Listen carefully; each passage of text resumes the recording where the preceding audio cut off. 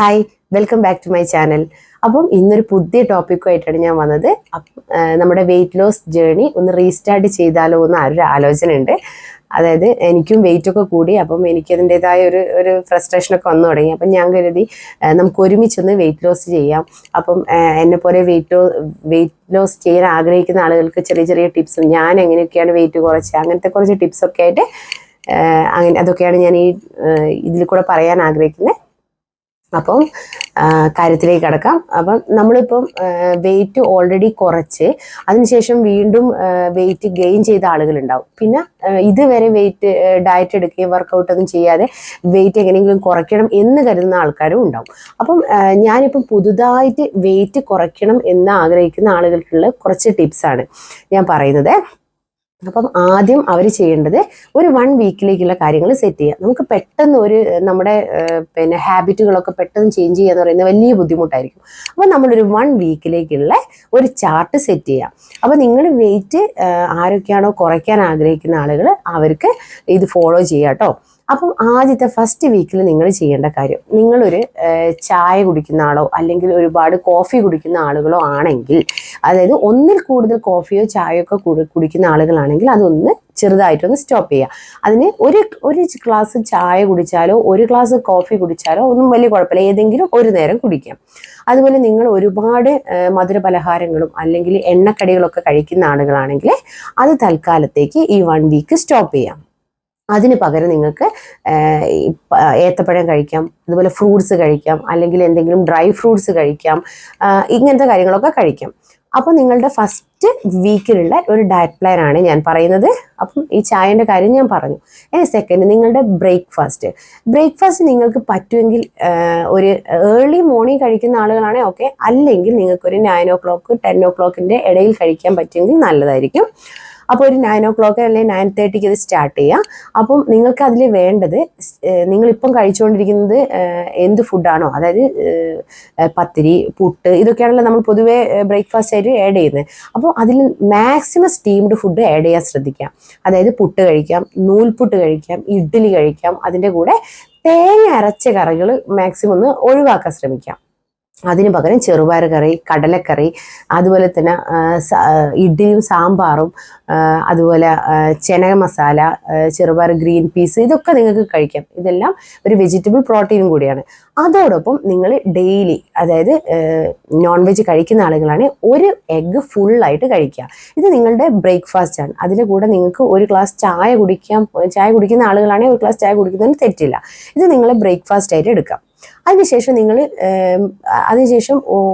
Lunch കഴിക്കുന്നതിന് തൊട്ട് മുമ്പ് നിങ്ങൾക്ക് അധികം വിശക്കാൻ ചാൻസ് ഇല്ല. അതായത് ഒരു പുട്ടാണെങ്കിൽ ഒരു പുട്ടും ചെറുപയറും ഒരു എഗ്ഗും, ആ രീതിയിൽ കഴിക്കാം.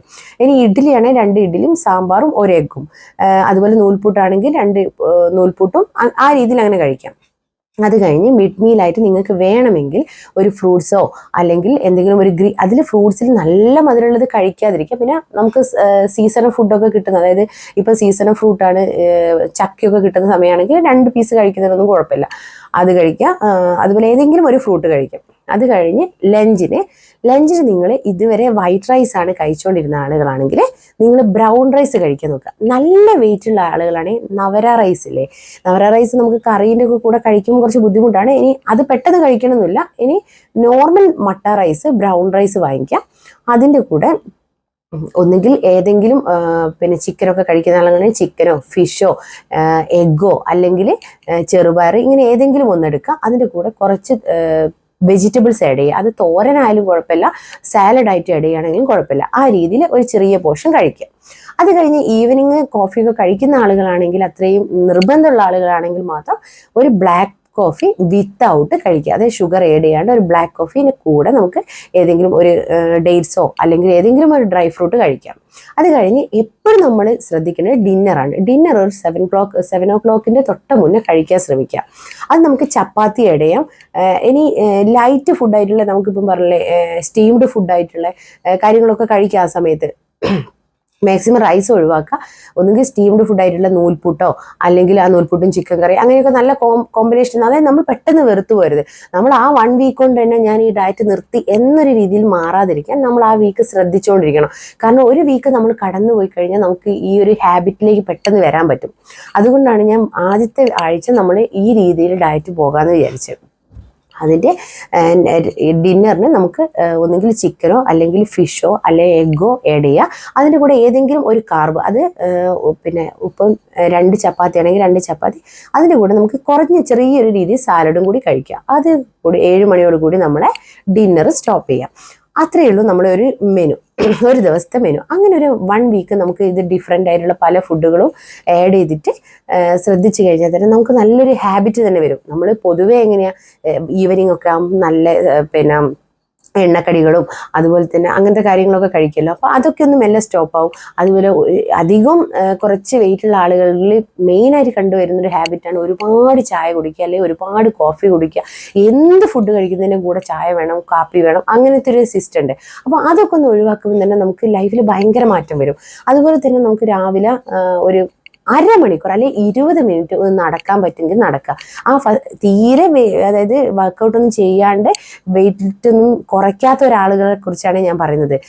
ഇനി എന്നെ പോലെ ഇപ്പം ബ്രേക്കൊക്കെ എടുത്ത ആളുകളാണെങ്കിൽ അവർക്ക് ഓൾറെഡി ഒരു ഹാബിറ്റ് ഉണ്ട്, അറിയാം. കുറച്ച് കാലം നമ്മൾ ആ റൂട്ടിൽ കൂടെ പോയതുകൊണ്ട് നമുക്കറിയാം. നമുക്ക് പെട്ടെന്നൊരു ഷുഗർ കട്ട് ചെയ്യാന്നൊക്കെ പറഞ്ഞു കഴിഞ്ഞാൽ വലിയ കുഴപ്പമുണ്ടാകുന്ന കാര്യമായിരിക്കില്ല. കാരണം ഒരുപാട് കാലം ഈ ഒരു സിസ്റ്റത്തിൽ ഇങ്ങനെ പോയ ആളുകളാണല്ലോ. അപ്പം എന്നെ സംബന്ധിച്ചിടത്തോളം എനിക്ക് പെട്ടെന്നൊരു ഇപ്പോഴും ഞാൻ ഇപ്പം ഡയറ്റ് ബ്രേക്ക് ചെയ്തെന്ന് പറഞ്ഞാലും ഒരുപാട് ഷുഗർ കഴിക്കുന്ന ആളല്ല ഞാൻ. കോഫി ആയാലും ടീ ആയാലും ഒക്കെ വളരെ മിതമായിട്ട് കഴിക്കും. ഇപ്പം ഞാൻ കഴിക്കാറുന്നില്ല. വല്ലപ്പോഴും കഴിക്കുന്നത് ഒരു ബ്ലാക്ക് കോഫിയാണ്, അല്ലാണ്ട് നോർമലി പണ്ടത്തെ പോലെ ചായ ഒന്നും കുടിക്കുന്ന ഒരാളല്ല. അതുകൊണ്ട് എനിക്ക്, കാരണം നമ്മൾ ഈ ഹാബിറ്റിലേക്ക് വന്ന് പെട്ട് കഴിഞ്ഞാൽ പിന്നെ നമ്മൾ അങ്ങനെ തന്നെ ആവും. നിങ്ങളും കുറച്ച് കാലം കഴിയുമ്പോൾ പിന്നെ എൻ്റെ ഒരു, അതായത് നമുക്ക് ചായ വല്ലപ്പോഴും ഇനി നിർബന്ധം ഇല്ലാണ്ടായി മാറും, അല്ലെങ്കിൽ വല്ലപ്പോഴും കിട്ടിയാൽ കുടിക്കുക, അത്രയുള്ള ഒരു സിസ്റ്റത്തിലേക്ക് മാറും. അപ്പോൾ അതുവരെ നിങ്ങൾ ഈ 1 വീക്ക് ഈ ചാർട്ട് ഫോളോ ചെയ്യുക. അങ്ങനെ ഫോളോ ചെയ്ത് കഴിയുമ്പോൾ നിങ്ങൾക്ക് എൻ്റെ ഒരു കോൺഫിഡൻറ്റ് വരും. ഡയറ്റ് എന്ന് പറയുന്നത് വലിയ ബുദ്ധിമുട്ടൊന്നുള്ള കാര്യമല്ല, എനിക്കും പറ്റും എന്നൊരു കോൺഫിഡൻറ്റ് വരും. അല്ലാണ്ട് നമ്മൾ തുടക്കത്തിൽ തന്നെ പോയിട്ട് ഭയങ്കര ഞാനിന്ന് ചോറ് കഴിക്കില്ല, അല്ലെങ്കിൽ ഇനി മുതൽ ഞാൻ ചപ്പാത്തി മാത്രമേ കഴിക്കൂ, ഇങ്ങനെയൊക്കെ പറഞ്ഞു പോയാൽ നമ്മുടെ ഡയറ്റ് മുന്നോട്ട് പോകില്ല. അത് എൻ്റെ ഒരു അനുഭവമാണ്. ഇപ്പോൾ ആദ്യത്തെ 2 ദിവസം കഴിയുമ്പോൾ നമുക്ക് ഭയങ്കര ക്ഷീണമാവും, തളർച്ചയാവും. നമ്മൾ എന്ത് ചെയ്യും, ഈ ചോറ് ഒഴിവാക്കും, പക്ഷെ അതിന് പകരം വല്ല ജ്യൂസ് അടിച്ച് കുടിക്കും, അങ്ങനെയൊക്കെ. അപ്പം നമ്മൾ ഈ കഴിക്കുന്ന ലഞ്ചിൽ ചോറൊക്കെ കഴിക്കുന്നതിന് അതിൻ്റെ ഡബിൾ കലോറി ആയിരിക്കും നമുക്ക് കയറുക, പക്ഷെ നമ്മൾ അറിയില്ല. അപ്പം നമുക്ക് കുറേ നേരം ഈ ക്രേവിങ്സ് പിടിച്ച് വെച്ച് നമ്മൾ എന്തെങ്കിലും കിട്ടുമ്പോൾ വാരി വലിച്ച് കഴിക്കും.